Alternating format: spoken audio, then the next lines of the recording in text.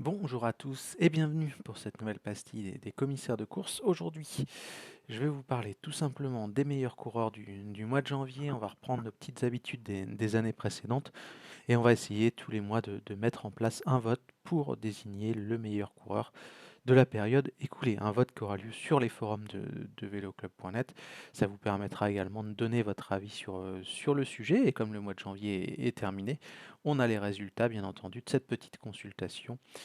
Et on avait proposé 4 noms, donc Stephen Williams, Isaac Del Toro, Lawrence Pitty et Sam Welsford, parce que ça nous paraissait être les 4 coureurs qui avaient le plus brillé lors de ce mois de janvier, ou en tout cas sur des épreuves du World Tour. Ce qui semble être le plus important, surtout à ce moment-là de la saison où il n'y a pas forcément énormément de courses. Bref, le résultat est tombé et c'est peut-être en toute logique, mais c'était assez serré, Stephen Williams qui s'impose et qui est donc pour vous, les forumers et les membres de Vélo Club, le meilleur coureur de la saison, enfin du mois de janvier, pardon, 2024. Il faut dire que Stephen Williams, il a remporté le Tour de Under. C'était clairement pas le favori au départ, on va pas se mentir. Je pense qu'il y avait très peu de gens qui l'avaient placé en première position. Et c'était tout simplement le plus fort de la course. Il était bon sur les pentes de Willunga, battu seulement au sprint par Oscar Only. Et ensuite, le lendemain, sur comment dirais-je, l'ascension du Mont Lofty, il a prouvé que c'était lui le plus costaud et il remporte le classement général. 17e ensuite de la Cadel Evans Road Race. C'était pas forcément une course qui était taillée pour lui, mais il était dans le coup en tout cas, ce qui montre qu'il est en bonne forme. Et on va suivre, bien entendu, avec impatience ses résultats pour le reste de la saison, parce que je le rappelle aussi, Stephen Williams, c'était un grand espoir du cyclisme, qui s'est peut-être un petit peu perdu, en tout cas qui a pris pas mal de temps pour arriver à maturité, et là ça fait plaisir de le voir franchir enfin le palier nécessaire pour briller au plus haut niveau. Donc Stephen Williams a recueilli la majorité des suffrages. Ensuite, vous avez choisi de plébisciter Isaac Del Toro. Isaac Del Toro, la révélation clairement de ce mois de janvier du côté de la formation UAE Team Emirates, vainqueur de la deuxième étape du Tour Down Under.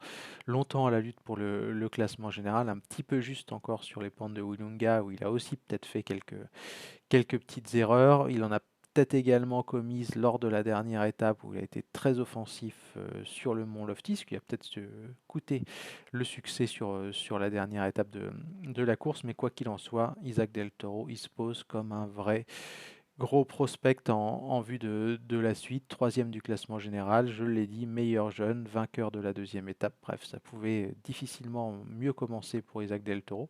On verra bien entendu quel sera son programme cette année, quel rôle il aura aussi au sein de la formation UAE Team Emirates, qui ne manque pas de leader. Donc ça va être intéressant de suivre justement l'évolution du jeune coureur mexicain qui, je le rappelle, n'a que 20 ans et a remporté le Tour de l'avenir. En troisième, on retrouve Laurence Pitty. Alors à vrai dire, Laurence Pitty, c'était mon choix. Comme quoi, mon choix n'est pas forcément toujours majoritaire, et c'est plutôt une bonne chose d'ailleurs.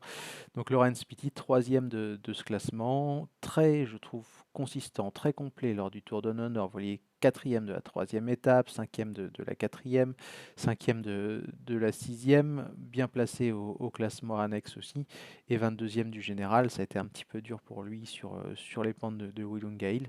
Mais le plus important concernant le jeune coureur néo-zélandais, c'est qu'il a ensuite remporté la Cadel Evans Road Race, donc sa première victoire en World Tour, pour un coureur qui n'a que 21 ans, qui est né en 2002, qui fait partie de cette génération dorée de la Conti Groupama FDJ, qui a ensuite signé en World Tour. Donc pareil, il se murmure que Laurens Pitty sera sur les classiques à la fin du mois de février, début mars. On verra quel rôle il aura et quelle performance il pourra afficher. Mais en tout cas, clairement, c'est un beau mois de janvier pour le jeune coureur néo-zélandais qui monte sur la troisième marche du podium.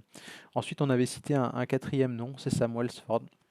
Sam Welsford, j'ai envie de dire qu'il n'aurait pas pu faire mieux sur ce mois de janvier, et c'est aussi assez paradoxal parce qu'on voit à travers ça que les sprinteurs n'ont pas toujours la cote, parce que Samuel Sword, il y avait 3 sprints, il gagne 3 étapes, mais il a recueilli que très très peu de suffrages.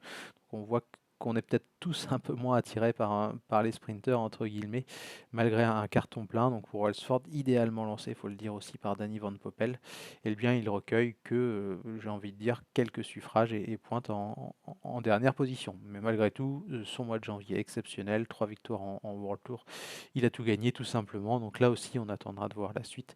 Et il figure en quatrième position de notre classement. Donc voilà un petit peu pour notre petite pastille de ce début de mois de janvier, où on se focalise un petit peu sur les meilleurs coureurs de la période écoulée.